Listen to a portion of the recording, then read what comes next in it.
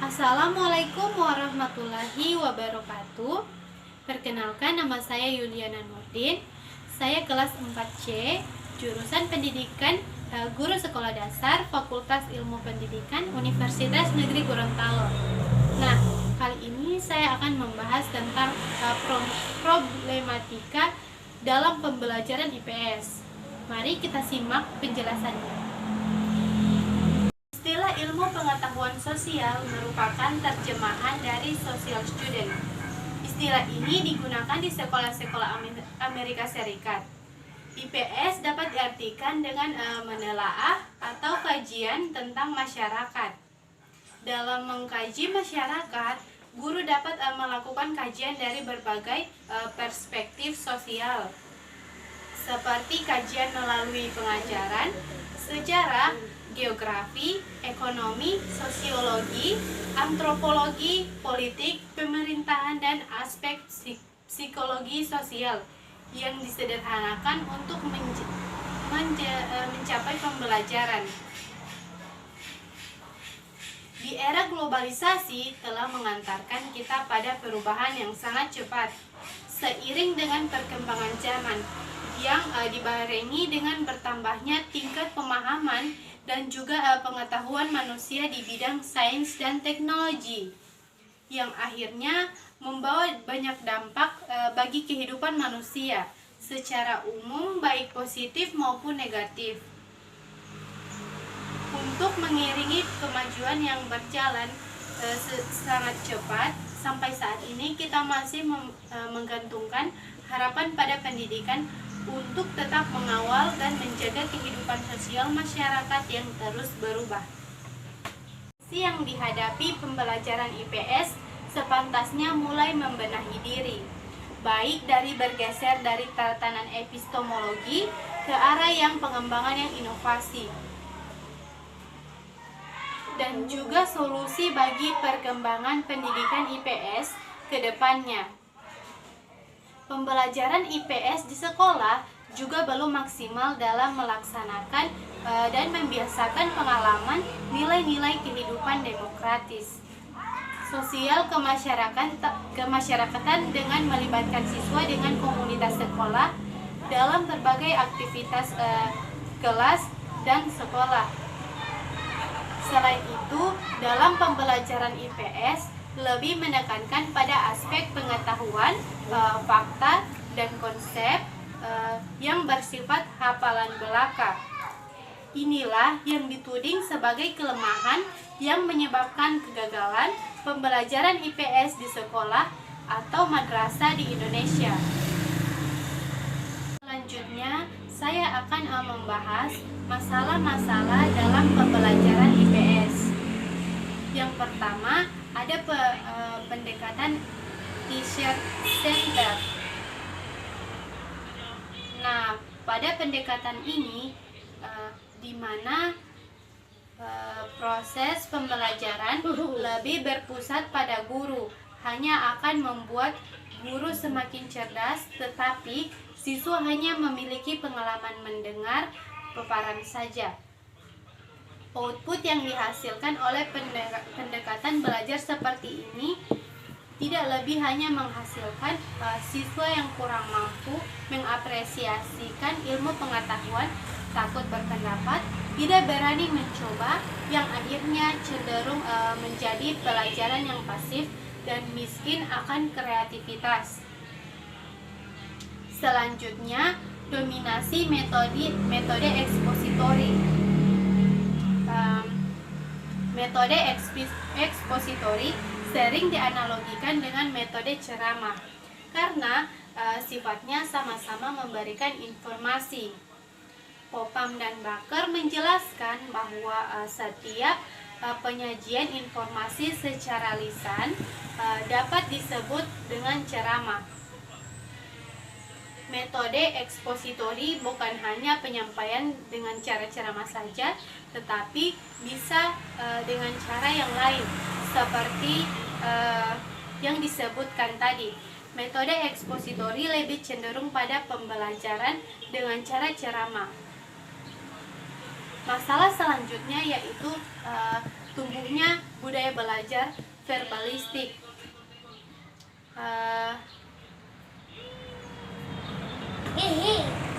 Pembelajaran verbalistik selalu menggunakan penyampaian lisan dalam belajar, atau sering kita sebut dengan ceramah.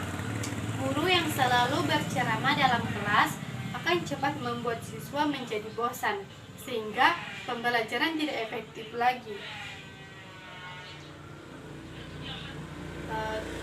Kemudian, metode ceramah atau verbalistik ini merupakan cara penyampaian bahan ajar atau materi lisan kepada siswa. Metode ini termasuk dalam strategi pembelajaran ekspositorik, yaitu pembelajaran yang berpusat pada guru. Metode ceramah merupakan metode mengajar yang terjadi dan yang paling banyak digunakan. Hal ini terjadi karena guru menganggap metode ini merupakan metode yang paling mudah untuk dilaksanakan asalkan bahan atau materi serta urutan pembelajaran sudah dikuasai. Masalah selanjutnya yaitu mengajar berpusat pada buku teks. Dalam pembelajaran IPS, pendidikan dasar, yaitu di sekolah dasar maupun di sekolah menengah pertama, berdasarkan pengalaman guru, selalu menyampaikan materi dengan menggunakan metode ceramah dan terpaku pada buku. Tentu hal ini membuat siswa menjadi bosan dan malas karena terus-menerus mendengarkan guru yang berbicara di depan. Akhirnya, siswa hanya mementingkan hafalan. Hal ini sering terjadi dalam pembelajaran IPS, yaitu siswa diminta untuk membaca sebuah topik pembelajaran dari buku teks. Selanjutnya, menuliskan isi pikirannya kembali atas apa yang telah dibaca siswa. Pada dasarnya, kegiatan ini bertujuan agar siswa lebih memahami apa yang ia baca.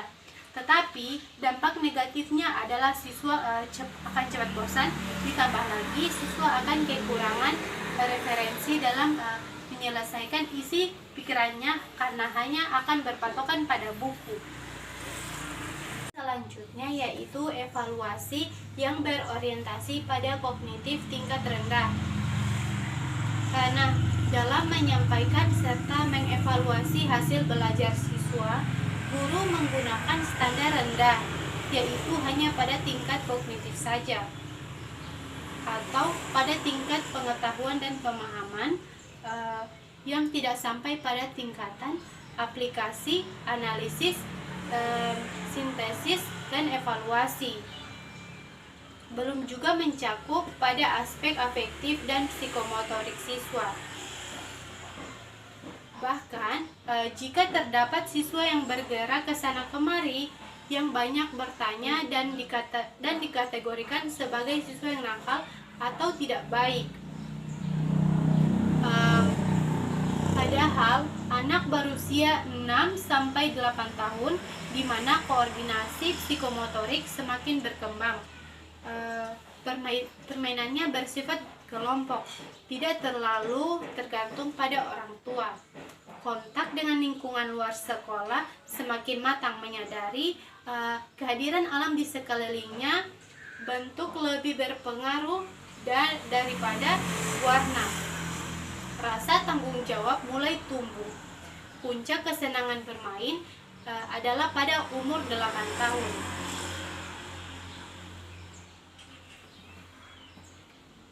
Izati dan kawan-kawan mengungkapkan bahwa ciri-ciri anak usia sekolah dasar 6 sampai dengan 12 tahun yaitu ada hubungan yang kuat antara keadaan jasmani dan prestasi sekolah. 2. Suka memuji diri sendiri. 3. Kalau tidak dapat menyelesaikan tugas atau pekerjaan itu dianggap tidak penting. Yang keempat, suka membandingkan dirinya dengan anak yang lain.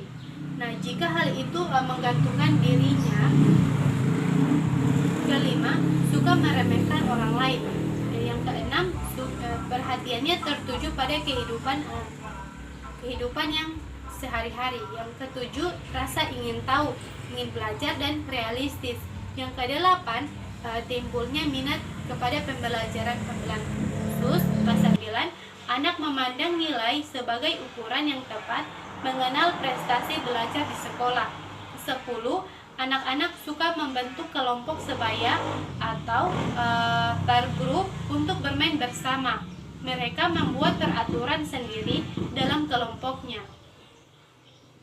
Oleh karena itu, pembelajaran yang berlangsung hendaknya dapat membuat anak menjadi senang untuk belajar, bukan sebaliknya, membuat anak takut dan malas untuk belajar. Selain itu, bukan semata-mata hanya bermain, tetapi pembelajaran yang berlangsung harus dapat membawa dan membantu siswa dalam mengembangkan potensinya. Masalah selanjutnya adalah posisi guru yang masih transfer of knowledge. Seperti yang dijelaskan, guru yang selalu mendominasi dalam pembelajaran akan selalu mengambil alih, bahkan cenderung menguasai semua proses pembelajaran. Padahal tugas guru adalah memfasilitasi siswanya untuk belajar, sehingga guru harus memotivasi, memberikan arahan agar siswanya mau belajar bersamanya, bukan malah menceramahinya atau menyampaikan materi saja tanpa memperdulikan pendapat, pertanyaan dari siswa yang bersangkutan. Dalam pembelajaran IPS sebagaimana telah dijabarkan di atas, maka pembelajaran IPS di era globalisasi perlu melakukan pembenahan diri, di mana harus mampu mengubah paradigma siswa tentang pembelajaran IPS yang monoton, membosankan. Maka strategi itu yang harus dilakukan antara lain, yang pertama memberikan perhatian. Nah, pada pembelajaran pada hakikatnya merupakan suatu proses menciptakan kondisi atau upaya mengorganisasikan lingkungan seseorang sehingga memungkinkan terciptanya perbuatan atau kondisi dari peserta didik. Untuk itu, guru harus berusaha menarik perhatian siswa untuk belajar. Perhatian merupakan salah satu faktor yang mempengaruhi dalam kegiatan pembelajaran. Perhatian terhadap pembelajaran IPS akan timbul pada siswa apabila bahan pembelajaran siswa sesuai dengan kebutuhannya, apabila bahan pembelajaran itu dirasakan sebagai sesuatu yang diperlukan untuk belajar lebih lanjut atau diperlukan dalam kehidupan sehari-hari, akan membangkitkan perhatian dan juga motivasi untuk mempelajarinya. Untuk itu harus diusahakan agar pembelajaran itu didasarkan pada hal-hal yang sudah dikenal sejak anak dan berisi sesuatu yang baru baginya, dan bervariasi dalam menyampaikan penjelasan materi pembelajaran, misalnya dengan variasi suara. Suara di sini bisa dikeraskan, dilemahkan, bahkan dapat diam sebentar guna menarik perhatian. Yang kedua, dengan variasi tulisan, hal-hal yang penting seperti ditulis yang lebih mencolok daripada yang lain. Yang ketiga, dengan menggunakan gambar, peta atau diperlukan untuk menunjukkan letak atau tempat suatu daerah. Yang keempat, pemilihan dan penggunaan media pembelajaran. Media pembelajaran adalah segala sesuatu yang dapat digunakan untuk menyampaikan bahan pembelajaran untuk mencapai tujuan pembelajaran tertentu. Dengan adanya berbagai macam-macam media pembelajaran yang kesemuanya dapat dipakai dalam proses pembelajaran, maka saat guru akan menggunakannya harus memilih media mana yang paling tepat digunakan untuk mencapai tujuan pembelajaran yang telah ditentukan. Selanjutnya, pemberian motivasi. Motivasi berasal dari kata motif yang diartikan sebagai daya penggerak yang telah menjadi aktif.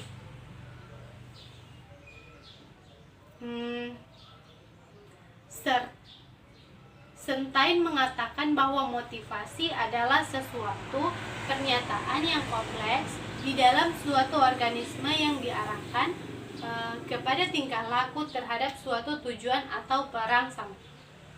Tujuannya adalah yang membatasi atau menentukan tingkah laku organisme itu.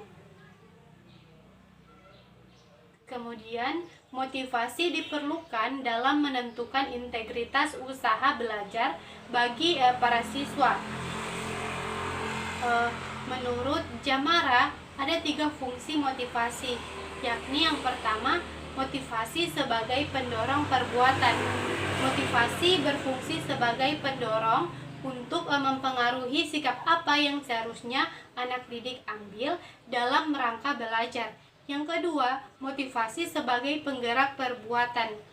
Nah, di sini dorongan psikologi melahirkan sikap terhadap anak didik itu, yang merupakan sesuatu kekuatan yang tak terbendung, yang kemudian terjelma dalam bentuk pergerakan psikomotorik. Yang ketiga, motivasi sebagai pengarah perbuatan. Anak didik yang mempunyai motivasi dalam menyeleksi mana perbuatan yang harus dilakukan dan perbuatan yang perlu diabaikan. Selanjutnya, strategi yang dipakai adalah strategi pembelajaran critical incident. Strategi critical incident yaitu suatu strategi yang digunakan oleh guru dengan maksud mengajak siswa untuk mengingat pengalaman-pengalaman yang pernah dijumpai atau yang dialami sendiri, kemudian dikaitkan dengan materi bahasan. Strategi critical incident diilhami dari masalah-masalah yang dijumpai dalam proses pembelajaran. Kemudian para praktisi pendidikan mulai menggagas guna mengatasi masalah yang ada. Maka dirumuskanlah strategi pembelajaran aktif. Pembelajaran aktif itu sendiri berasal dari aktif dan learning, yang artinya pembelajaran. Pembelajaran aktif sangat diperlukan oleh peserta didik untuk mendapatkan hasil yang maksimal. Ketika peserta didik pasif, ada kecenderungan untuk cepat melupakan apa yang telah diberikan. Pembelajaran aktif adalah salah satu cara untuk mengikat informasi yang baru, kemudian menyimpannya dalam otak. Agar otak dapat memproses informasi yang baik, maka akan membantu kalau terjadi proses refleksi secara internal. Ini ditegaskan kembali jika peserta didik diajak untuk berdiskusi, menjawab pertanyaan, atau membuat pertanyaan. Maka otak mereka akan bekerja lebih baik, sehingga proses belajar mengajar dapat terjadi dengan baik pula. Belajar aktif tidak dapat terjadi tanpa adanya partisipasi siswa. Terdapat berbagai cara untuk membuat proses pembelajaran yang mengakibatkan keaktifan siswa dan mengasah ranah kognitif, afektif, dan psikomotor. Proses pembelajaran dalam memperoleh informasi, keterampilan, dan sikap akan terjadi melalui proses pencarian diri siswa dengan cara bermain, belajar, kelompok. Bahwa permasalahan dalam pembelajaran IPS ini sungguh sangat kompleks, dimulai dengan paradigma lama yang terus berkembang, budaya belajar yang verbalistik, metode Rama, dan strategi ekspositori dan pembelajaran yang berpusat pada guru dan buku paket, sehingga siswa cepat mudah bosan karena suasana pembelajaran yang sangatlah monoton. Pemberian perhatian dan motivasi harus tetap dilakukan.